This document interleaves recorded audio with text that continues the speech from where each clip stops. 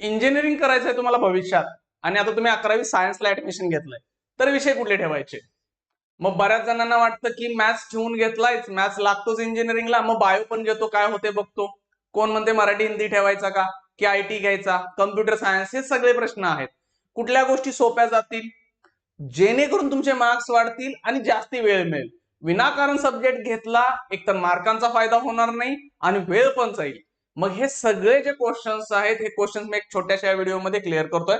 ठीक आहे, तर पहिला पॉइंट आपला कंपल्सरी सब्जेक्ट्स बघूया, की जे काही झालं तुम्हाला सब्जेक्ट्स घ्यायचेच आहेत. पहिला सब्जेक्ट कोणता तुमचा? इंग्लिश. इंग्लिशला तुम्हाला काही झालं ऑप्शन नाही आहे, कंपल्सरीच आहे. 11वी 12वी मध्ये तुम्हीच गेला तो घ्यायचाच. फिजिक्स पण कंपल्सरी विषय, म्हणजे हा पण तुम्हाला ऑप्शन नाही. केमिस्ट्री पण कंपल्सरी, हा तर सगळ्यांनाच, हे म्हणजे हे 3 विषय आहेत ना, इंग्लिश, फिजिक्स आणि केमिस्ट्री, मॅथ्स असेल, बायो असेल, कंपल्सरीच आहे.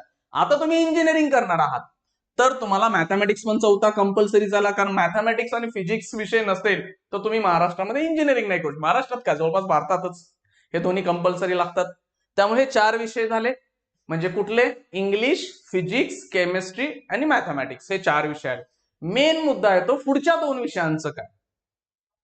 काही विद्यार्थी काय करतात माहितीये का, बायोलॉजी पण ठेवतात. तुमचं ऑलरेडी ठरलंय इंजिनिअरिंग करणार आहे तर बायो घेऊन कशाला चाललाय पुढं? तो बायो सोडूनच द्या, विसर्जन करा त्या बायोचं तिथंच कुठं तर. कारण काय उपयोग आहे त्या बायोचा? हा, तुम्ही डाऊट मध्ये आहात की बायो ठेवायचा की मॅथ्स ठेवायचा आहे, मग हे जरा थांबा.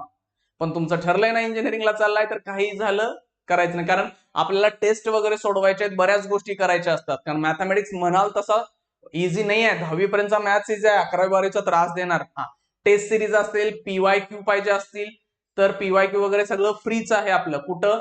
गो अहेड अकॅडमी ऍप्लिकेशन आहे प्ले स्टोअरला, 2-3 महिन्यापूर्वीच आपण लॉन्च केले, सगळा डेटा दिलेला आहे तिथं, पीवायक्यू वगैरे डाउनलोड करून घ्या. गो अहेड अकॅडमी प्ले स्टोअरला टाका, डाउनलोड करून घ्या, रजिस्ट्रेशन करा आणि मग लॉग इन होईल. हा, लिंक पाहिजे असेल तर डिस्क्रिप्शन बॉक्समध्ये दिलेली आहे. इथं टेस्ट आहेत, पीवायक्यू वगैरे सगळं आहे, बघून घ्या तुम्ही. ठीक आहे. 5वा सब्जेक्ट येतो मराठी, आयटी आणि ह्याला हिंदी पण असतो. पण मी म्हणेन मराठी हिंदीमध्ये तुमचं काही होणार नाहीये. काही होणार नाही म्हणजे काय, आता 10वी पर्यंत शिकलाय, सगळं झालं ना, मार्क पडत नाहीत.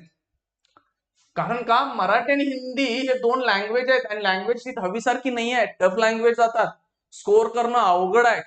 कमी अभ्यासात जास्ती मार्क्स पडतात. कशाल? आयटी. एक तर आयटी शेवटचा पेपर, मराठी हिंदी गेला बोर्डामधून, मग काय इंग्लिश नंतर फिजिक्स येतो, 5 ते 6 दिवस सुट्टी मिळते. का? मराठी पण नाही आणि हिंदी पण नसल्यामुळं. पण मराठी हिंदी मध्ये आला तर एका दुसरा दिवस मराठी हिंदीला मिळणार, 2-1 दिवस फिजिक्सला मिळणार. पण मी म्हणेन मराठी हिंदीला तुमचा स्कोर जात नाही. आयटीला 80 ते 90 इझी पडतात, इझी, काही प्रॉब्लेम येत नाही पाडायला.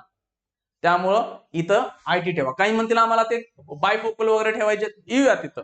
ठीक आहे, पण मराठी हिंदी ठेवू नका. काहींचं म्हणणं काय असतं, 5वा सब्जेक्ट म्हणून आम्ही काय ठेवणार? कम्प्युटर सायन्स, इलेक्ट्रॉनिक्स, हे 200 मार्कांचे आहेत.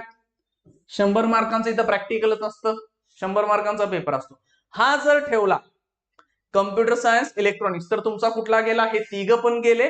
आणि 6वा सब्जेक्ट जो असतो, कुठला 6वा होता? जिओग्राफी, तो पण गेला.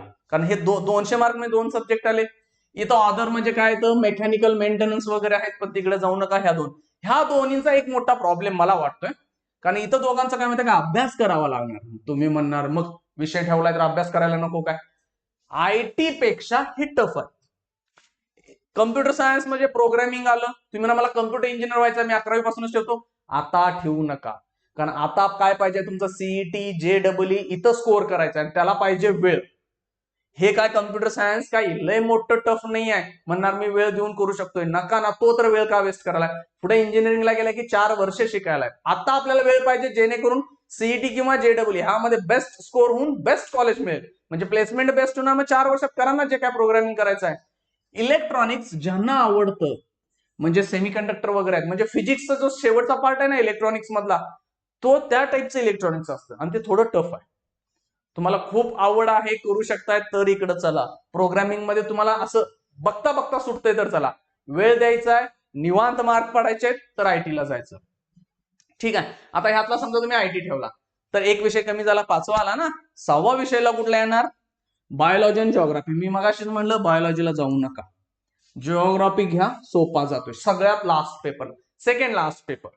मॅथमॅटिक्स नंतर 10 ते 12 दिवस सुट्टी असते बोर्डला आणि मग येतो जिओग्राफीचा पेपर आणि त्याच्यानंतर 4-5 दिवस सुट्टी असते, मग येतो आयटीचा पेपर. म्हणजे 10-12 दिवसांमध्ये जिओग्राफी मुलं डायरेक्ट 12वीतच अभ्यास करतात आणि जिओग्राफी परत 2 लँग्वेज मध्ये देता येईल. तुम्हाला इंग्लिशमध्ये द्यायचं असेल इंग्लिशमध्ये द्या, मराठी भाषेत द्यायचं असेल तर मराठीत द्या. इंग्लिश मिडियम वाली सहसा मुलं इंग्लिशमध्ये जिओग्राफी देतात, मराठी मीडियम किंवा सेमी इंग्लिश वाली मराठीमध्ये देतात. तुम्हाला हवा तो. कळालं? ते पहिले 4 कंपल्सरी आहेत. इकडं लँग्वेजला जाऊ नका, आयटी ठेवा. आयटी नको असेल, इथं अभ्यास करायचा असेल कम्प्युटर सायन्स इलेक्ट्रॉनिक्स, आयटी ठेवला तर इकडे जिओग्राफी घ्यावा लागेल.